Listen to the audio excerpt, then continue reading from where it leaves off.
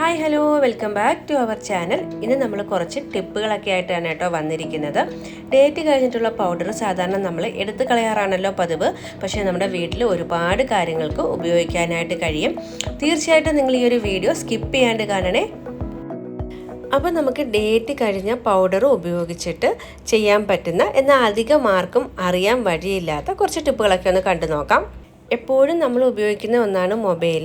അതുകൊണ്ട് തന്നെ നമ്മൾ ചില സമയത്ത് എടുക്കുമ്പം സ്ക്രീൻ സ്റ്റിക്കി ആയിരിക്കും അല്ലേ, ഓയിലും നമ്മുടെ വിയർപ്പും ഒക്കെ വീണിട്ട്.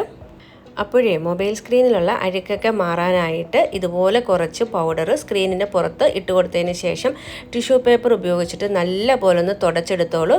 നല്ല നീറ്റായിട്ട് ക്ലീനായി കിട്ടും. ഇതുവരെ ഇങ്ങനെ ഒരു ടിപ്പ് അറിയാത്തവരുണ്ടെങ്കിൽ ഒന്ന് ട്രൈ ചെയ്ത് നോക്കിയിട്ട് ഫീഡ്ബാക്ക് അറിയിക്കാനായിട്ട് മറക്കരുത്. അതുപോലെ തന്നെ ഇഷ്ടപ്പെട്ടെങ്കിൽ ഒരു ലൈക്ക് കൂടി തന്നോളൂ.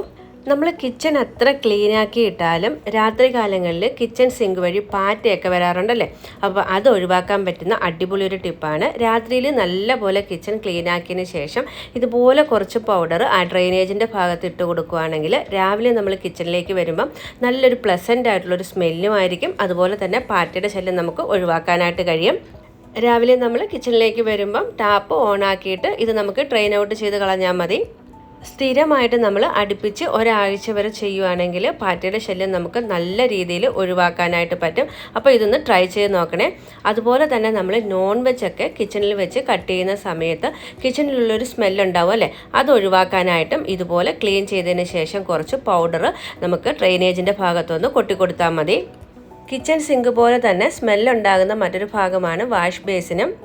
ഡെയിലി നമുക്ക് ക്ലീൻ ചെയ്യാൻ പറ്റാത്ത സമയത്ത് ഇതുപോലെ കുറച്ച് പൗഡർ ഡ്രെയിനേജിൻ്റെ ഭാഗത്ത് നമ്മൾ ഇട്ട് കൊടുക്കുകയാണെങ്കിൽ ആ ഒരു സ്മെല്ല് നമുക്ക് ഒഴിവാക്കാനായിട്ട് പറ്റും. ഗസ്റ്റൊക്കെ വരുന്ന സമയത്ത് നമുക്ക് ചെയ്ത് നോക്കാൻ പറ്റുന്ന ടിപ്പാണ് കേട്ടോ ഇത്.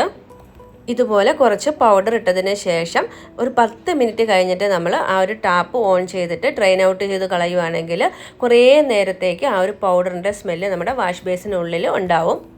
ഇനി ഡേറ്റ് കഴിഞ്ഞ പൗഡർ ഉപയോഗിക്കാൻ പറ്റുന്ന മറ്റൊരു സ്ഥലമാണ് ക്ലോസറ്റ്.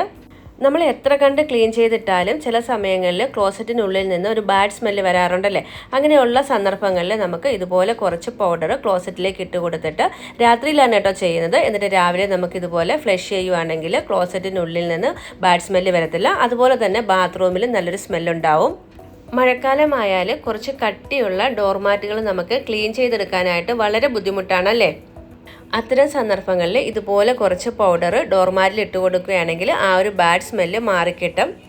ബാത്റൂം ഡോറിൻ്റെ ഫ്രണ്ടിലിട്ടിരിക്കുന്ന ഡോർമാറ്റിലൊക്കെ നമുക്ക് മഴ സമയങ്ങളിൽ ചെയ്ത് നോക്കാവുന്നതാണ് കേട്ടോ ഈ ഒരു ടിപ്പ്. കിച്ചണിൽ ഉറുമ്പിൻ്റെ ശല്യമുണ്ടെങ്കിൽ നല്ലതുപോലെ ക്ലീൻ ചെയ്തതിന് ശേഷം DDTക്ക് പകരമായിട്ട് നമുക്ക് ഇതുപോലെ കുറച്ച് ടാൽക്കം പൗഡർ കൊട്ടിയിട്ട് കൊടുക്കാവുന്നതാണ്. എണ്ണയുടെ അംശവും ഭക്ഷണത്തിൻ്റെ അവശിഷ്ടങ്ങളും ഒക്കെ വീഴുന്നത് കൊണ്ട് തന്നെ മിക്കവരുടെ കിച്ചണിലും നമ്മൾ എത്ര തന്നെ ക്ലീൻ ആക്കിയാലും ഉറുമ്പിൻ്റെ ശല്യം ഉണ്ടാകാറുണ്ട്.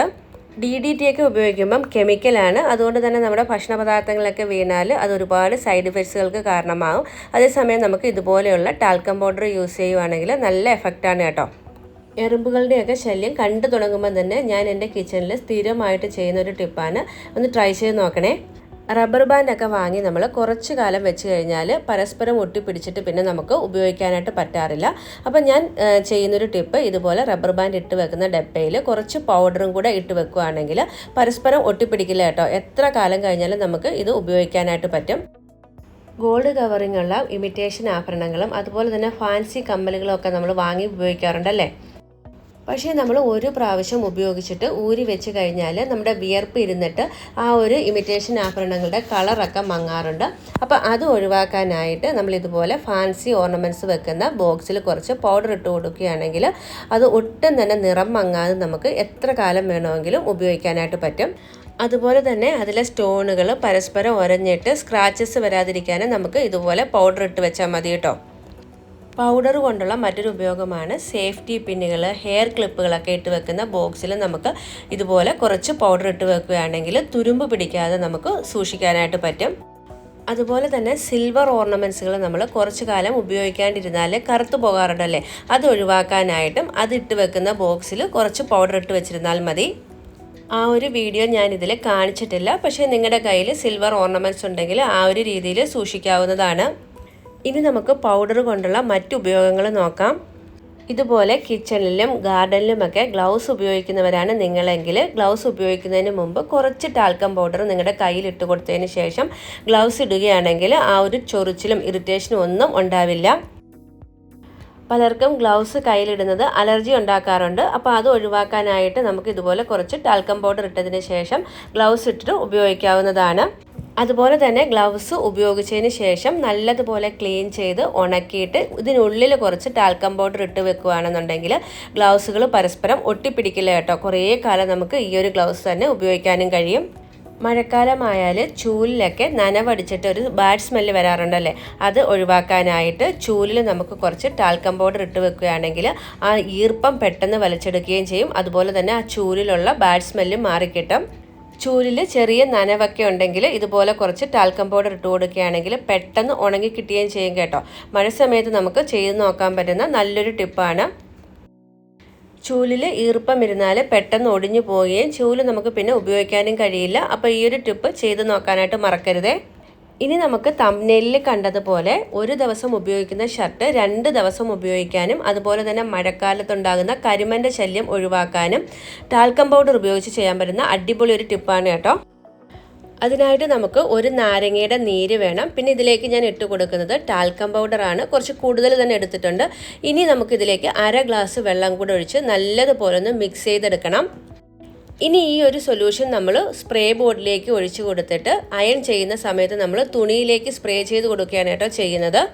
ഈ ഒരു സൊല്യൂഷൻ യൂസ് ചെയ്തിട്ട് നമ്മൾ അയൺ ചെയ്തെടുക്കുകയാണെങ്കിൽ ആ ഒരു തുണിക്ക് നല്ലൊരു ഫ്രാഗ്രൻസ് ആണ് കേട്ടോ.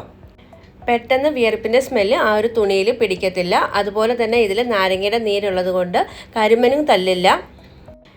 ഇതുപോലെ അയൺ ചെയ്യുന്ന സമയത്ത് നമ്മൾ റെഡിയാക്കിയെടുത്ത ലിക്വിഡ് ഒന്ന് സ്പ്രേ ചെയ്ത് കൊടുത്തതിന് ശേഷം അയൺ ചെയ്തെടുത്താൽ മതി.